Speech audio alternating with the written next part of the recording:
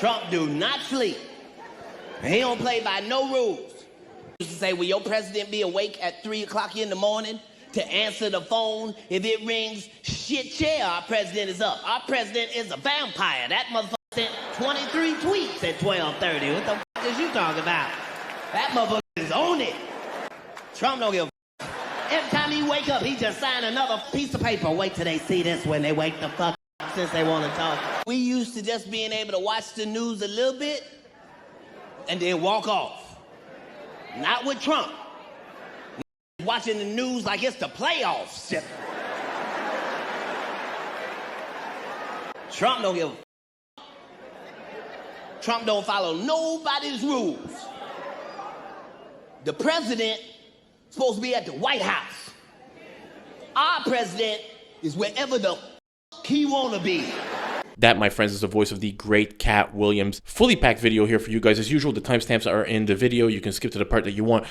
President Trump just dropped a bombshell speech. I'm going to play you the entire thing, exposing the entire money laundering fraud scam of the left. This is going to be a packed video. We got Stephen Miller, who's having a greater time here than Stephen Miller, completely destroying Erin Burnett of CNN and the fake news media.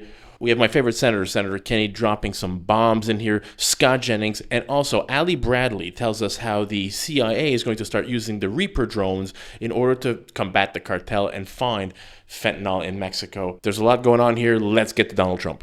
Elon is, to me, a patriot. So, you know, you could call him an employee, you could call him a consultant, you could call him whatever you want. But he's a patriot. I mean, look at the kind of things. I just said, just write it down, just in case that question got asked, right? And which I'm surprised it took so long, actually. But you know what?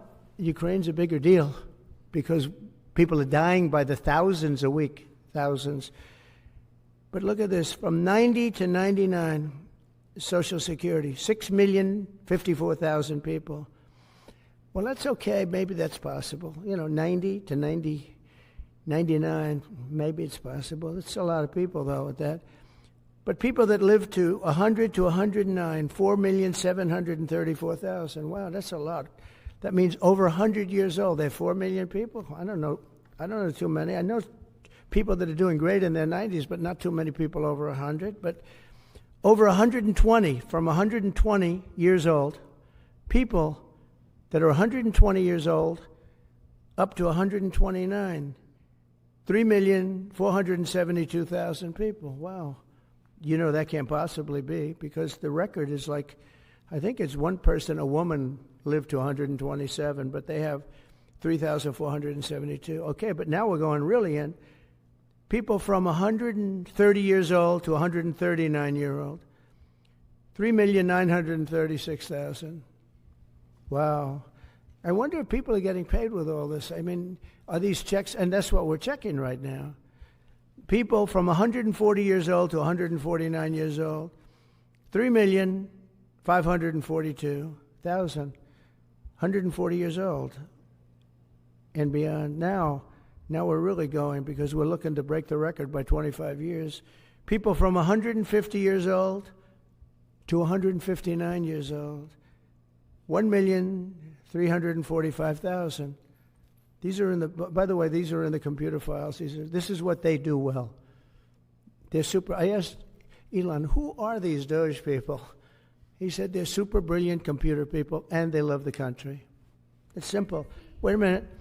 People from 160 years old to 169 years, 121,000. So 160-year-old people. 170 to 179,000, 6,087. But now, let's go into the real numbers. From 200 to 209 years old, 879 people. From 210 years old, I haven't met any of them. And if I did, I would bless them. I would worship the ground they walk on. 210 to 219 years, 866. From 220 years old to 229 years old, 1,039. And then you have two people, from 240 years old to 249 years old, one person. And there's one person that's 360 years old. That's just that. And then Where's the money being spent, right? Let's go into that for just a second. $520 million for a consultant on the environment. It's called Environmental, Social, and Governance. Investments in Africa and mobilize private sector resources. $520 million. Somebody got $520 million for an environmental, sounds like an environmental study. I've always been one that paid a lot of money for my environmental studies, but I paid like $50,000, not $520 million. $520 million for ESG. $25 million to promote biodiversity, conservation, and promote licit livelihoods by developing socially responsible behavior in the country of Colombia. Well, it's nice, $25 million to go into Colombia for something that nobody ever heard of. $40 million to improve the social and economic inclusion of sedentary migrants. $40 million. $42 million for Johns Hopkins, great place, to research and drive social and behavior change in Uganda. $42 million. What about us? What about social change in our country? $70 million for a center at Purdue to research university-sourced, evidence-based solutions to developmental challenges. I mean, these are massive numbers on things that nobody ever heard about. $10 million for Mozambique voluntary medical male circumcisions. $10 million for circumcisions in another country. $9.7 million for UC Berkeley to develop a cohort of Cambodian youth with enterprise-driven skills. In other words, let's teach them something about enterprise. What about our people? Can't we teach them about enterprise? $2.3 million for strengthening independent voices in Cambodia. $32 million to the Prague Civil Society Center, which is a very liberal group of people. Wonder how much of that money came back to the people that approved it. $14 million for improving public procurement in Serbia. $486 million to the Consortium for Elections and Political Process Strengthening, including $22 million for inclusive and participatory political process in Moldova, and $21 million for voter turnout in India. Well, why are we giving $21 million to India? They got a lot of money. They're one of the highest taxing countries in the world in terms of us. We can hardly get in there because their tariffs are so high. I have a lot of respect for India. I have a lot of respect for the Prime Minister. He just left, as you know, 2 days ago. But we're giving $21 million for voter turnout. It's voter turnout in India. What about, like, voter turnout here? Oh, we've done that, I guess. We did $500 million, didn't we? It's called the lockboxes. $20 million for fiscal federalism in Nepal. Listen to these numbers. This is all fraud. $19 million for biodiversity conservation in Nepal. $1.5 million for voter confidence. We want to give them confidence in Liberia. $14 million for social cohesion in Mali. $2.5 million for inclusive democracies in South Africa. $47 million for improving learning outcomes in Asia. Asia's doing very well. They're doing a lot better than we do in the schools, aren't they? $2 million to develop sustainable recycling models to increase socioeconomic cohesion among marginalized communities in Kosovo and Eskali and in Egypt.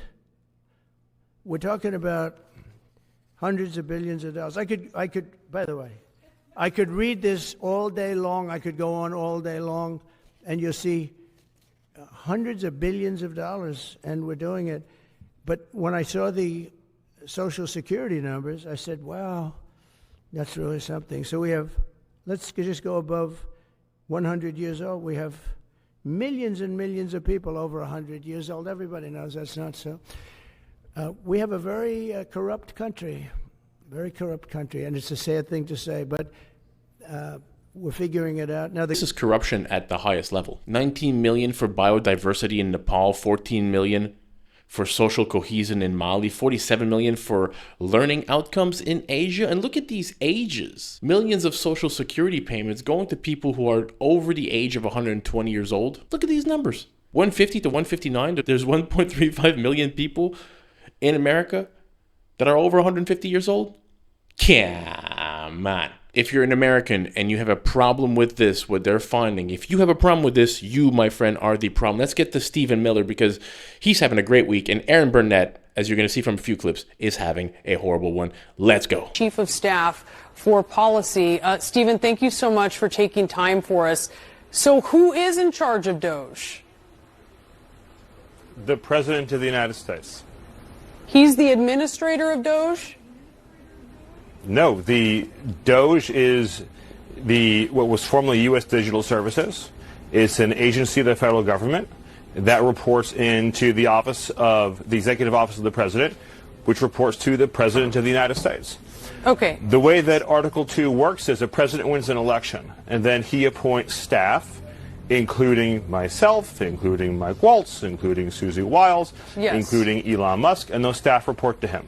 Okay, well aware. So Elon Musk a week ago answered a question about transparency at DOGE. This is how he spoke about DOGE. Well, we actually are trying to be as transparent as possible. In fact, we post our actions to the DOGE handle on X and to the DOGE website. So all of our actions are maximally transparent. But you hear him there. We post our actions. All of our actions are maximally transparent. Does Elon Musk know he's not in charge of DOGE?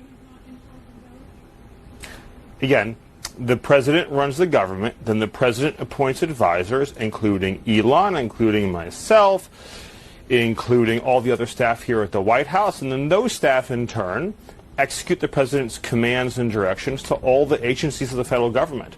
This is how democracy works, something that we treasure in America. The whole American people go to the ballot box, they elect the president appoints staff, the staff then administer his orders and directives across the whole U.S. government. Okay, Stephen, I get that, but this is important because we want to talk about who's making the decisions here. There were 300 employees, the National Nuclear Security Administration, you know about this. They were fired. The agency had to rescind those terminations because these were employees who were critical to maintaining the nation's nuclear stockpile. So then who is it making those decisions of which federal employees are terminated? Well, in that case, the Secretary of Energy would be the one. So what you're describing with the cuts in the Department of Energy, those are directed by the Senate-confirmed Secretary of Energy. Okay, so that was the Secretary of Energy's mistake.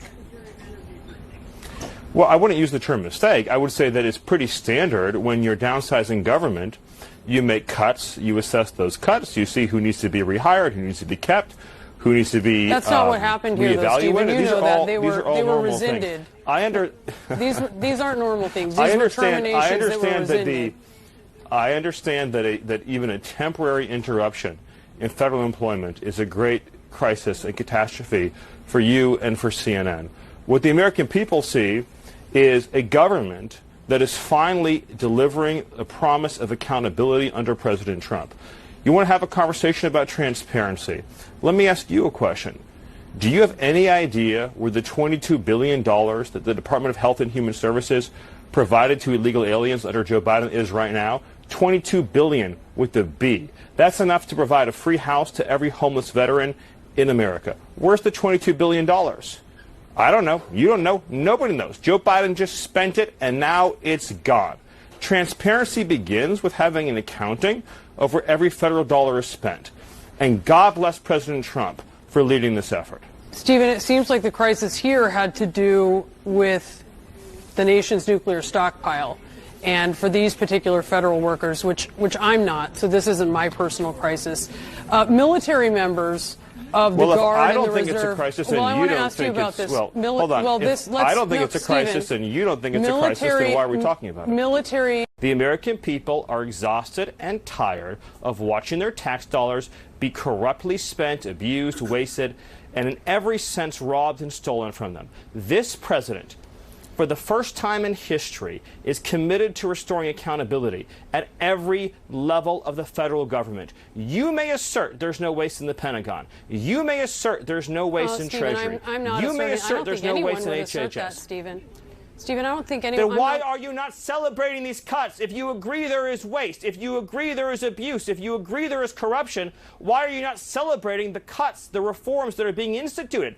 Every day that no action is taken, the entire salaries of American workers that are taxed disappear forever. Stephen, let's calm down. This is not...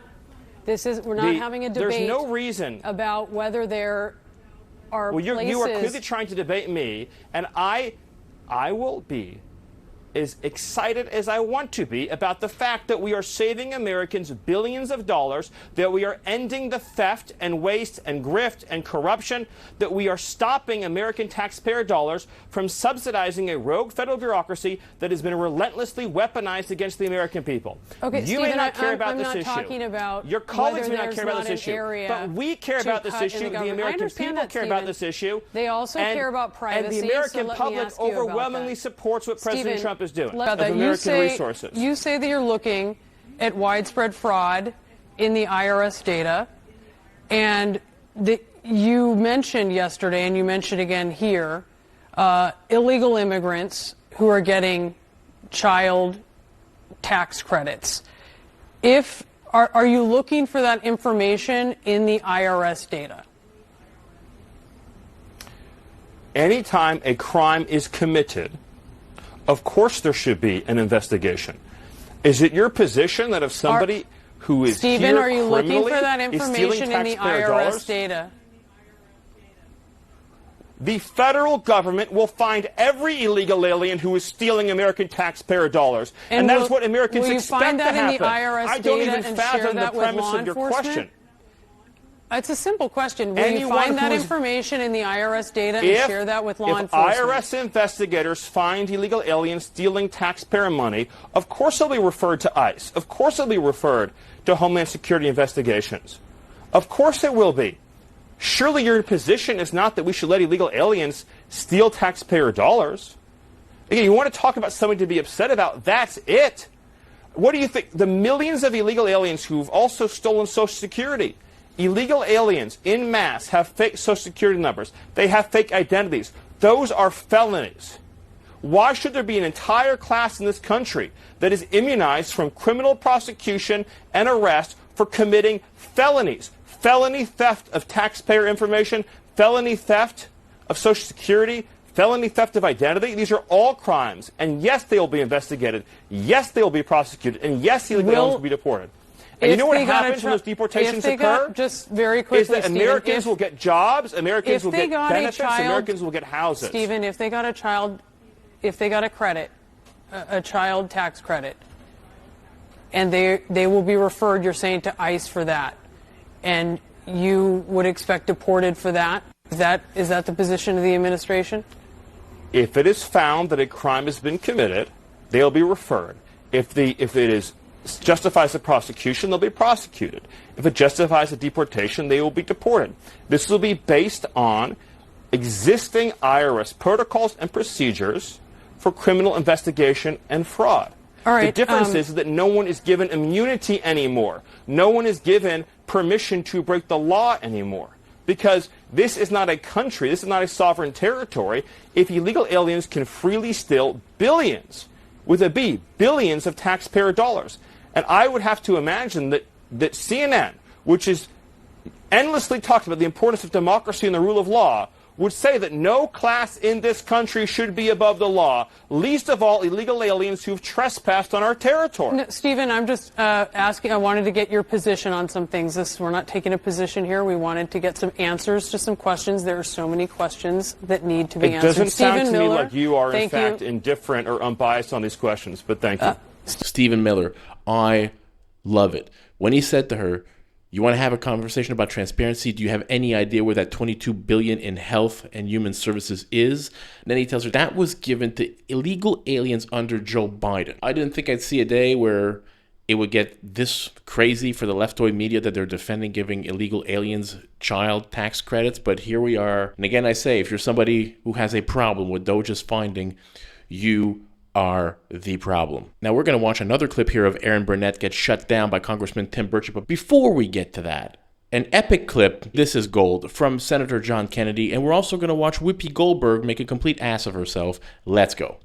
I've got a lot of friends who are Democrats, and they haven't asked me for advice, but if I did, I'd tell them, look, you just got to try harder not to suck. I mean, think about it. Over the past 4 years, the Democrats mismanaged Congress, they mismanaged COVID, they mismanaged the economy, they mismanaged inflation, they mismanaged the national debt, they mismanaged Afghanistan.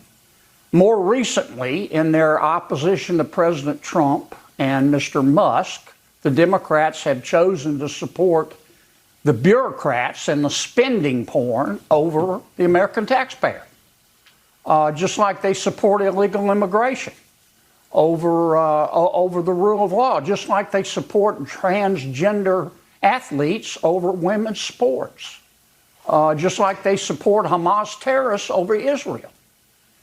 All Democrats are not like this, but the party is controlled right now by people who majored in online activism with a minor in puberty blockers. I know these people. They think women, they think men can breastfeed. They're triggered by race. They cry if you use the wrong pronoun. And most fair-minded Americans look at this and they go, these people are about 10 exits past normal. And that's what's killing the Democrats right now. I put up with it. Well, and by the way, egg prices are supposed to come down, not airplanes. Well, let me say someplace that could really use a lot of cutting. You know, Elon has very many what do you call it? Government contracts. Yeah. I think, because I don't remember, maybe y'all heard it, but I don't remember looking for an armored car. I don't remember, I don't care what it looks like. I don't remember asking for it. I don't know why I'm paying for it. Yeah. I want to know, when did I say, hey, we need another agency next to NASA? Yeah. So when did we start paying for his stuff? You talking about SpaceX overseeing FAA? No. You know that he's going to be cutting NASA. Yeah. That's the competition. So what is the real deal here? Money. If we want to cut some money, let's cut some of these. I'm okay with that. Follow the money. Because we have to pay for it. You are paying for everything he sends up that comes back down, that falls back down and breaks up. That's out of our pockets. We'll be right back. Congressman, hold on. I want to go to this question because, again, it's not a question of whether waste should be rooted out of the government. So many people agree with that. But now we're seeing it's the way it's being done. The government is trying to claw back several employees who oversaw nuclear weapons after they were fired. They realized, oh, we made a mistake. We need these staffers who oversee nuclear weapons. A professor at the University of Maryland, Don Kettle, who specializes in civil service, told the Washington Post that, yes, the government is likely full of wasteful bloat, but said a clumsy fix is worse than no fix at all, saying it's like going to a meat market, getting a piece of steak and trying to cut out the fat with a sledgehammer. That would only make a mess of the meat.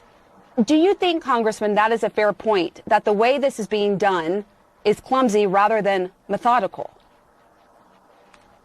Again, you're upset about you're attacking the message carrier, not the results. You talk about nuclear secrets. You had a person who was in charge of nuclear secrets, a man who dressed up as a woman, would go into the airport and steal women's luggage, was overseeing those nuclear secrets under the Biden administration, and I never heard y'all say a peep about that. Again, man, I don't know anything about that. I'll be transparent. Elon Musk, you need to look it up. It's all over the internet. It's all over. He was uncharged. But the question is, this is unrelated to the people overseeing nuclear weapons being fired. And Elon Musk himself said, we're moving so fast, of course there will be mistakes. The question is, some of these mistakes are really high stakes. Accidentally firing people overseeing nuclear weapons. Do you see that point? Humans will make mistakes, ma'am, but currently these are bloated programs. You have no-show employees. that are angry that they're having to go back to work, that they've moved, and they're not. No even one's in the disagreeing. There's bloat and waste. Jobs were. No one's disagreeing Well, with then that. why are y'all not exposing it? Have y'all even talked about, hey, Mozambique, we sent them $10 million for circumcisions? Okay. I mean, goodness gracious, ma'am. Americans are paying We've been covering at length salaries. Where the money is going to. No, you haven't. You all y'all do is run down Elon Musk and Donald Trump, and you continuously do this, and that's why your ratings are in the tank, ma'am. All right, Congressman Tim Burchett, we're going to leave it there. I do appreciate your time coming on and having this conversation. Thank you very much. Does Whoopi Goldberg not know that NASA makes nothing? I think she thought she had a mic drop moment here, but they contract all that stuff out to SpaceX. They contract that stuff out to Boeing and other big companies. This is how it works. Did she really think that the taxpayers were funding SpaceX? Ridiculous. Let me play you. Now, the next clip we're going to look at is the head of Social Security, who apparently has, quote unquote, resigned, quit. Now, the left is trying to spin this in a certain way, but this woman needs to be investigated for fraud. She paid Social Security benefits to more than 16 million people listed as being over 100 years old. The left is trying to spin it in one way, and Donald Trump is going to tell us exactly what happened. Let's go. All right, we have some breaking news for you. The acting head of the Social Security Administration has resigned. Michelle King's departure comes after she refused to provide DOGE staffers access to sensitive information. Your information. King had been with the department for 30 years. It's the latest act of resistance meant to slow cost-cutting moves by President Trump and Elon Musk. DOGE had to go to court to gain access to Treasury payment systems, and it is fighting to enter a sensitive database in the IRS. Who resigned? I don't know. I mean, I resigned or got fired. I think got fired. You know, when you fire somebody, they always resign, and then they say, we resigned. But when you have numbers like that, I think really it's got fired. They have to get fired. Who would keep them? How could you have numbers like this? Now, the big thing is, how many of these people got paid? Were they getting paid? Were they getting paid? How many of them were getting paid Social Security? Because if that's the case, it's a massive fraud. Do you have any message for Ukrainians who, after 3 years of fighting, might feel betrayed or disappointed at not having a seat at these initial talks in Saudi Arabia?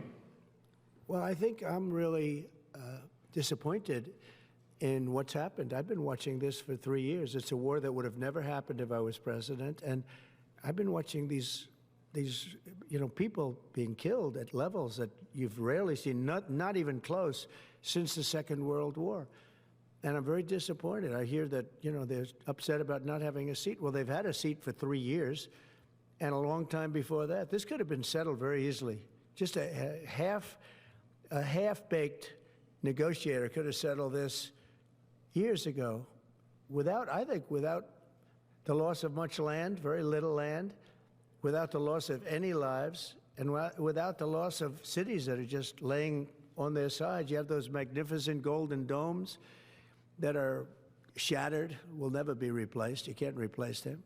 1,000-year-old domes that are so beautiful, you can't replace that. The whole civilization has changed because of what. So when they're worried about not being seated, you mean somebody that should have gone in and made a deal a long time ago. Before we get to Greg Gutfeld absolutely gutting CBS's Margaret Brennan for her crazy take about the Holocaust and free speech being the cause of it, it's complete lunacy. If you don't mind, just smash that thumbs up button for your boy. Also, if it's not your first time here, if you're not yet subscribed, hopefully this could be the video that I earn your subscription. Let's get to Greg Gutfeld. Because there is no such thing as hate speech. Because if it's in the eye of the beholder, then it doesn't exist. It's either speech or it's not speech. It's speech or it's violence. But hate speech is not violence. So there. The real problem, I mean, aside from her just abject stupidity, is the word weaponized, which, if you want to find a real midwit, is whenever they use the word weaponized to carry the weight of meaning for an entire sentence, they feel like if they go like, Fox has weaponized patriotism. It's like, what does that mean? I really don't know. What is weapon? No one bothers to go, what do you mean by weaponize? What is that? They've weaponized immigration. They've weaponized crime. And what it does is it's another lazy reflex for so-called journalists who've checked out. This is what I think. I think Brennan isn't even trying anymore. A lot of these so-called journalists have gotten so used to the Mad Lib style of reporting, you know, where it's all Trump, fascism, democracy, Hitler, weaponizing, and then they just fill in the spaces with where and when. And the media is screwed because the public is now way too educated to take it seriously. So I think she has weaponized stupidity, but the media is currently on a ventilator. For 3.5 years while this conflict has raged, or 3 years while it's raged, no one else has been able to bring something together like what we saw today, because Donald Trump is the only leader in the world that can. So no one is being sidelined here. But President Trump is in a position that he campaigned on to initiate a process that could bring about an end to this conflict. And from that could emerge some very positive things for the United States, for Europe, for Ukraine, for the world. But first it begins by the end of this conflict. And so the only thing President Trump's trying to do is bring about peace. It's what he campaigned on. It's something the world should be thanking President Trump for doing. He's been able to achieve what for 2.5, 3 years, no one else has been able to achieve, which is to begin this process, a serious process. Obviously, a lot of work remains before we have a result. But President Trump's the only one that can do it. Last Thursday, President Trump signed an executive order to establish the Maha Commission to study what has caused the precipitous decline in American health over the past 2 generations. So we will convene representatives of all viewpoints to study the causes for the drastic rise in chronic disease. Some of the possible factors we will investigate were formerly taboo or insufficiently scrutinized.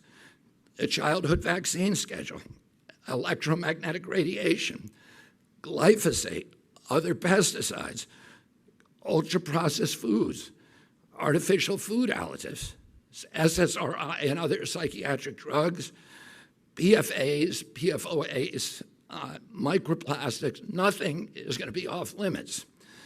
Whatever belief or suspicion I have expressed in the past, I'm willing to subject them all to the scrutiny of unbiased science. That is going to be our template, unbiased science. That's something that will make us all proud of this agency and of our role in restoring American health. Let's commission research that will satisfy all the stakeholders once and for all. Let's use protocols that we all agree on in advance and not alter the outcomes of studies when they're halfway through and that they look inconvenient. Let's all depoliticize these issues and reestablish a common ground for action and renew the search for existential truth with no political impediments and no preconceptions. Finally, I want to ask you to think about... I'm here for the leftoids getting owned. I'm here for all of that. This has been the most epic presidency that we've ever seen. Now, before I let you go, I want to leave you with a clip from Ali Bradley. She's at Ali Bradley TV, where she reported that the United States is now going to be using MQ-9 Reaper drones to target Mexican drug cartels, and this is according to CNN and her. And they're doing this by designating the Mexican cartels as terrorist organizations in the United States so that they could take out the cartel and the drug labs. Fentanyl in America killed over 100,000 people last year. We need to stop this from coming into our country because the drones that they use in Mexico are not currently armed drones, I don't think, but they've been used to target like terrorists in Syria and Iraq, Somalia. Let's get to Ali Bradley. We're seeing these Reaper drones quite literally on the hunt in international airspace over in Mexico, looking for the criminal drug cartels and their fentanyl labs. They are ramping up their operations and combating these criminal organizations, something that the president, of course, promises to designate them as a terrorist organization. So these are called MQ-9 Reaper drones, and they're out there carrying out these stealthy, covert missions. And they are not currently armed, but they can be equipped with payloads for precision strikes. The CIA, however, has not been authorized to use these drones to take lethal action actions, officials told the New York Times, adding that they do not envision using these drones to conduct airstrikes. For now, the CIA officers in Mexico are passing information that is being collected by these drones to Mexican officials. They are adamant about finding these fentanyl labs, dismantling them, which apparently emit chemicals that make them easier to find from the air. And that's why they are doing this from the air with these drones, because of that access. Now, the CIA has reportedly flown surveillance drones to hunt cartels inside Mexico before, partnering with Mexican authorities. But here's the deal. With the more recent flights that were communicated to Congress, they were actually under the Trump administration using a particular notification that's reserved for new or updated covert programs that the CIA intends either to conceal or deny. That is what a source familiar with the matter said, adding that the notifications made no mention of Mexican partners this time around. So we talked with Darren Gobb. He is a geopolitical strategist, a U.S. Army veteran, and a former Black Hawk pilot about the CIA's covert drone missions in Mexico. Take a listen to what he said. For the most part, I do not want to see America trounce on its own constitution and just invade a foreign nation without a well thought out concept of how you get there, and having the people of this nation accept the risk through Congress to do something. Now, I'm not saying that we would decide to, quote, invade Mexico, but if you're crossing the border into a foreign country with the U.S. military forces intent on accomplishing something like that, that looks a lot like an invasion. And you've just changed the situation significantly.